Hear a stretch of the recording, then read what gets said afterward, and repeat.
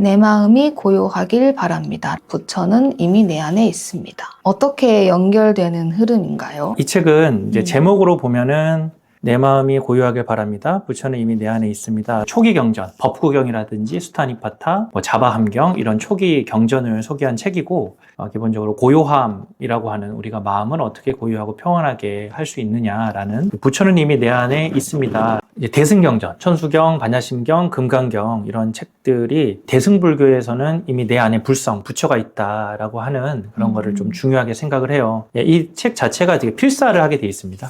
필사를 하게 돼 있어서 하루에 한 장씩 이런 가르침을 필사를 하면서 뭔가 마음이 차분해지고 삶에 좀 좋은 의미와 가르침을 배워간다라는 이런 책의 구성이고 1권 이 책이 좀 더 쉬워요. 그래서 이 책을 먼저 좀 접하고 나서 나중에 좀 더 어렵다고 느껴질 수 있는 이 대승경전을 이렇게 써 내려가다 보면 저절로 좀 차분해지고 정돈이 될 것 같다. 그러면 마음이 고요해지면 자연스럽게 깨달음에 이르게 되는 건가요? 불교에서는 그거를 선정이라는 표현을 써요. 고요함, 선정, 참선을 통해서 선정에 드는 게 불교 어떤 수행의 좀 핵심이라고 할 수가 있는데 마음에 고요해지는 게 일단은 기본 1단계고 고요한 이제 마음이 어떤 호수처럼 고요해지면 어느 순간 거기에서 지혜가 떠오르는 거죠. 근데 마음이 고요하지 않은데 그때 하는 생각은 참 습관적으로 하는 생각 있죠. 우리 업이라고 하는 이제 부모로부터 예전부터 이렇게 이어져 왔던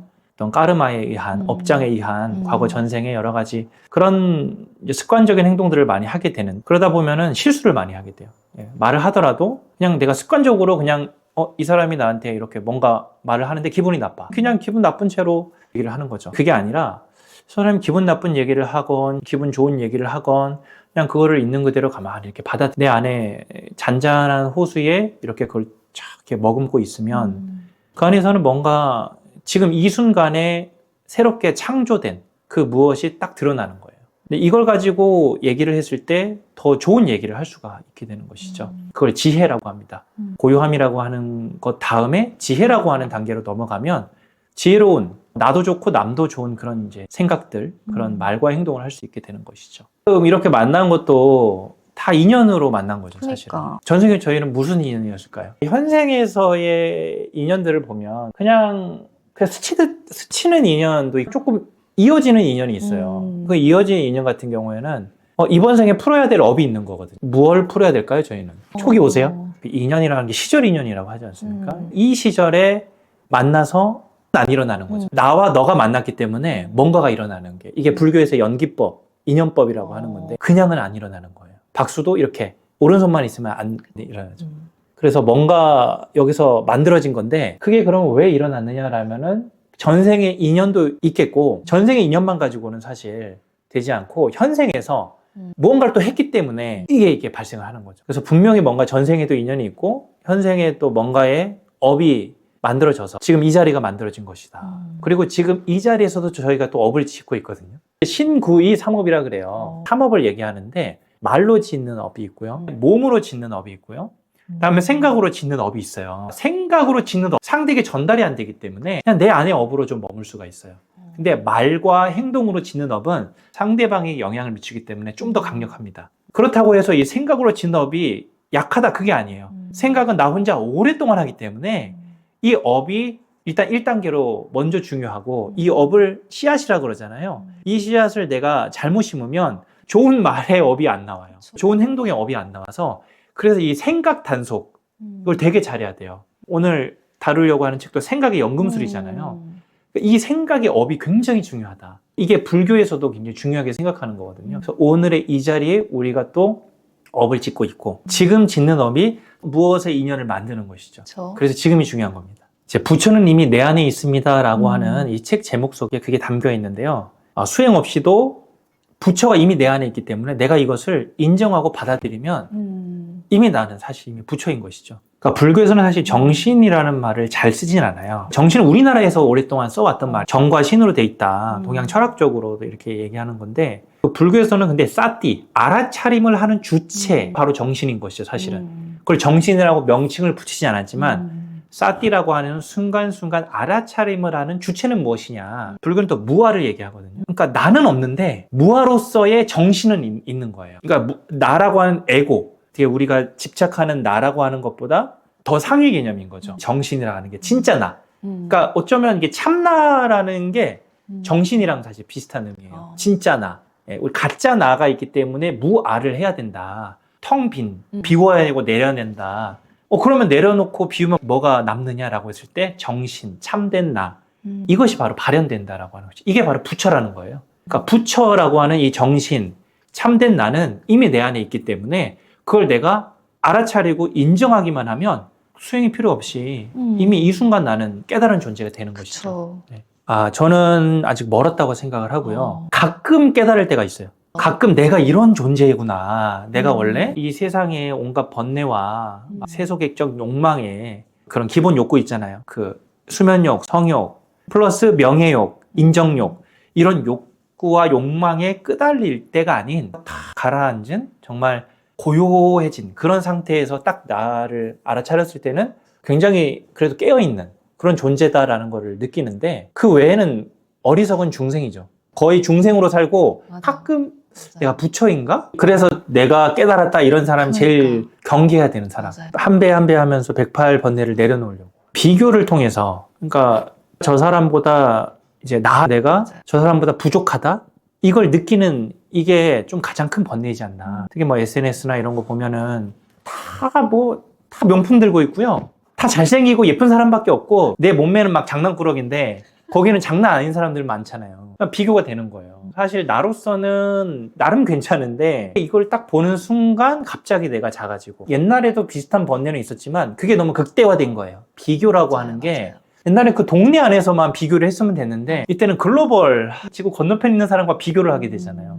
그러니까 이게 우리의 고통을 너무 심화시켰다라고 생각을 합니다. 이제 탐진치의 삼독이라고 하는데, 그 탐욕, 내가 이걸 가지지 못했어. 비교를 통해서 이제 탐욕이 극대화가 되고 그랬을 때 이 화가 나는 거예요. 괜히 부모 탓을 하는 거예요. 나는 왜 흙수저로 태어났나. 우리 부모는 금수저가 세상에 얼마나 되나요? 별로 안 되잖아요. 그렇게 될 수밖에 없는데, 이 세상은 너무 비교가 되고 남들은 어떻다 저떻다라고 하다 보니까 탐욕이 막 폭발하고 화가 막 나는 거예요. 화가 나고 원망하게 되고, 내가 나에게 화가 나죠, 결국은. 나 왜 인생을 이렇게 살아왔나.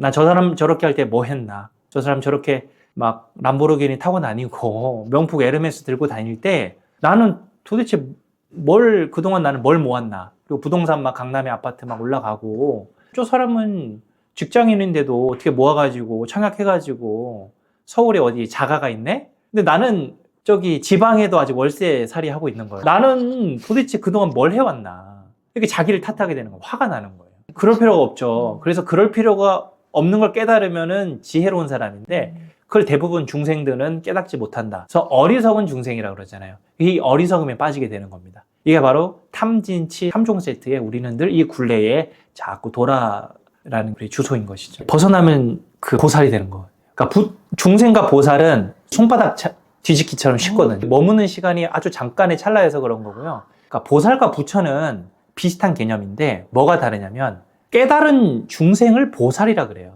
중생이 깨달으면 보살이 되고, 그게 바로 부처의 경지예요. 부처와 동일한 이꼴은 아니지만 부처의 경지는 갈 수 있는 거예요. 중생이 깨달으면.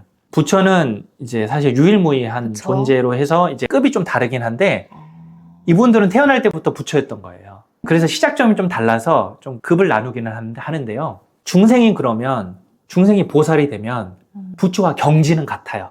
출발점이 달랐을 뿐이지만 경지는 같기 때문에 느낄 수 있는 행복감이나 이런 것들과 깨달음의 농도는 같죠. 부처와 경지는 같아요. 시작점이 중생이었기 때문에 구분을 해두는 것 뿐입니다. 부처님께서 부처가 되기 전에 보살의 과정이 있었다라고 해요. 또 보살이라는 의미가 두 가지로 쓰이는 거죠. 석가모니 부처님, 시타르타 태자가 부처가 되기 전에 수행했던 과정을 보살이라고 부르기도 해요. 그때도 보살이라는 말이 등장을 하고요. 또 같은 보살이라는 표현이지만 중생이 깨닫기 위해서 가는 과정도 보살이라고 해요. 그러니까 같은 보살이지만 어떤 맥락에서 쓰이느냐에 따라서 조금 다르긴. 근데 이게 부처님은 왜 다르냐면은, 부처님은 500번 윤회했다 그래요. 부처님도 마지막 태어나기 전까지는 전생의 삶은 중생과 같았어요. 근데 마지막 때 500번째의 삶은 태어나기를 보살로 태어난 거예요.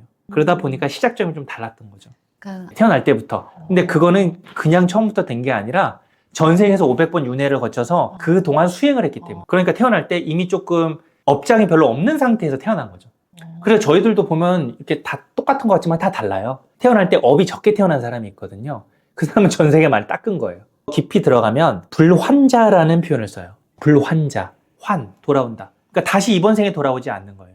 그래서 불환자예요. 그거는 이제 아라한이 아니라 아나함의 단계. 그리고 일례자라는 표현을 써요. 다음 생에는 일례자라는 표현. 한 번만 오면 된다. 이번 생에는 좀 힘들지만 다음 생에 한 번만 오면 깨달음이 될 수 있다. 그래서 일례자라는 표현을 쓰기도 하고, 여기서도 아란이라는 거는 부처의 경지랑 똑같아요. 같은 경지를 부르는 표현이 여러 가지가 있는데, 그래서 이번 생에 태어날 때부터 그렇게 좀 깨달을 수 있는 가능성을 갖고 태어난 사람도 있고, 다음 생에 한 번은 더 태어나야 되는 사람도 있고, 그것도 대단한 거예요. 다음번에 한 번만 태어나면 깨달을 수 있는 거잖아요. 엄청난 거죠. 이번 생은 어렵다.